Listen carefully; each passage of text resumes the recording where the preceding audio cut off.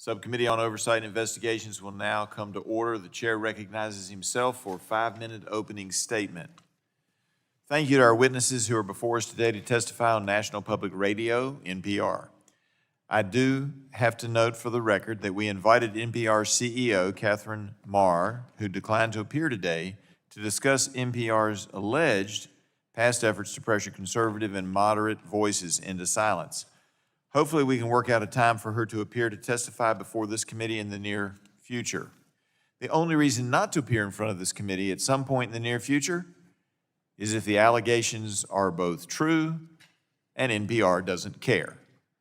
Last month, longtime NPR business editor Yuri Berliner wrote an article published by conservative news website The Free Press accusing his then employer of having a, quote, absence of viewpoint diversity, end quote. Berliner criticized NPR for not reflecting the viewpoints of all Americans. Instead, Berliner wrote, NPR is, quote, the distilled worldview of a very small segment of the U.S. population, end quote, meaning the people clustered around the coastal cities and college towns. It was alleged that in recent years, NPR's extremely progressive viewpoints are evident in its coverage of major news stories. For example, just a couple of days ago, in an article on a recent bill regarding TikTok and foreign-owned social media, the author claimed that Congress had no, quote, direct evidence, end quote, that TikTok was a threat. That's simply not true. If NPR had listened openly and fairly to comments TikTok's own CEO made before this committee last year, they would know there was no real firewall between the Chinese Communist Party and the American company. They also failed to mention, which would have made it fair, they failed to mention the 3-hour security briefing that this committee had before the committee took up the bill.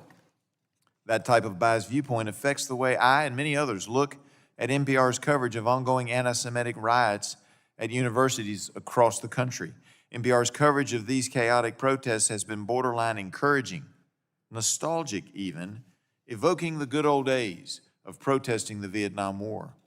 NPR reporters have dismissed evidence suggesting external groups may have had a role in coordinating these protests, despite contrary reporting by outlets like the Wall Street Journal. As far back as 2005, NPR editors were aware of and trying to address a question that was bothering listeners. How truly national is NPR? For those in rural communities and in smaller towns like the folks I represent, nationally produced NPR news programs are not relevant and not of interest. Nationally produced NPR news programs often simply do not broadcast content that reflects, it doesn't have to be complete, but reflects some of their values and their culture. As a result of adopting a mostly progressive framing in so much of its reporting, NPR is losing audience share. At its peak in 2017, NPR had over 30 million weekly listeners. By 2022, NPR had lost 6.6 million weekly listeners. As a result, NPR has had substantial budget deficits and had to lay off up to 10% of its staff.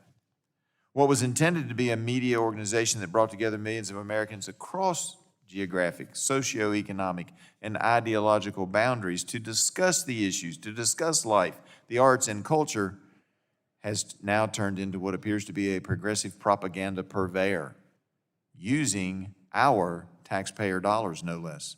Now, to be clear, the local public radio station affiliates are not what I'm talking about.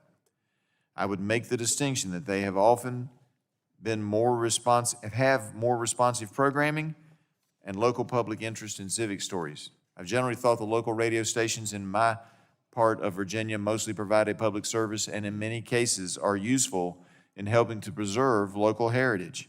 NPR claims federal spending accounts for less than 1% of its annual operating budget.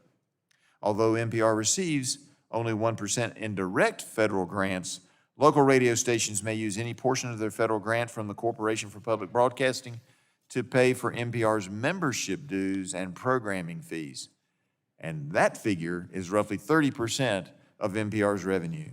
This hearing is a chance for us to take stock of whether we should be using federal taxpayer dollars to promote one ideology to the exclusion of others. If NPR wants to create a one-sided ideological content that marginalizes a substantial proportion of Americans, they can fight it out with other media companies for market share and pay for it on their own dime, not the taxpayers. I would prefer NPR to return to its original mission under the Public Broadcasting Act of 1967 to provide objectivity and balance in coverage of controversial subjects.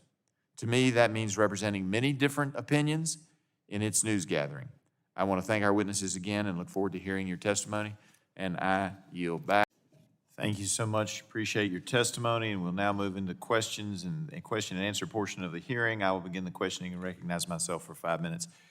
Mr. Aaron, I just want to clarify one point, and you didn't say anything wrong, but I want to make sure people back home know. When we asked for the political affiliation, it was based on the person's public registration by party, and not by for NPR to calculate that.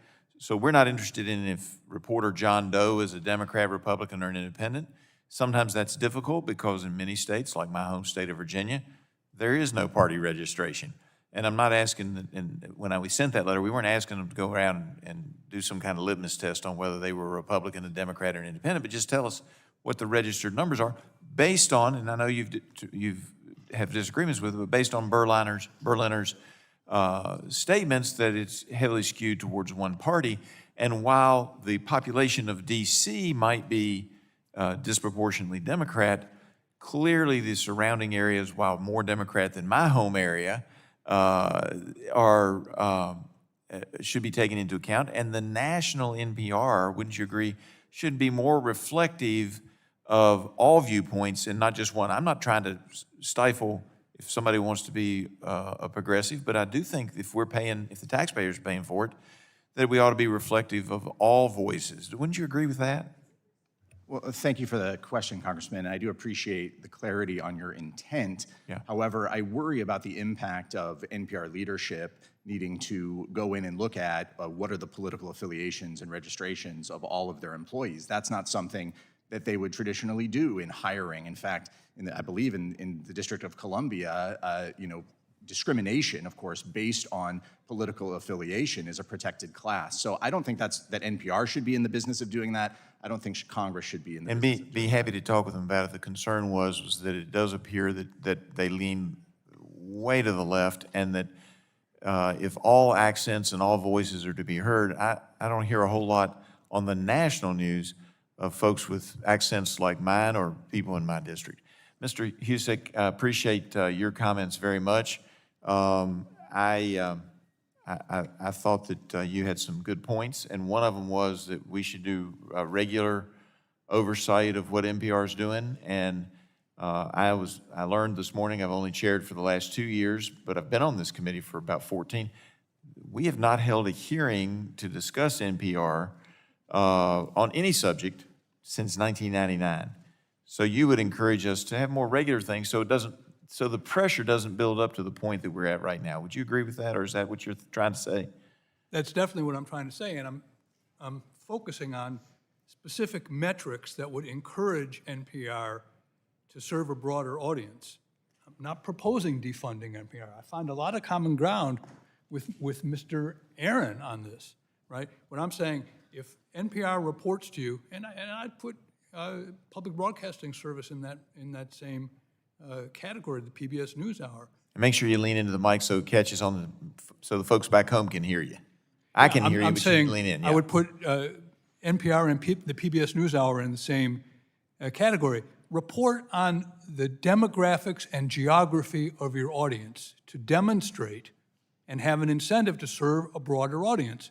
When Pew is the most neutral and respected, when it says 87% left liberal, that's disappointing.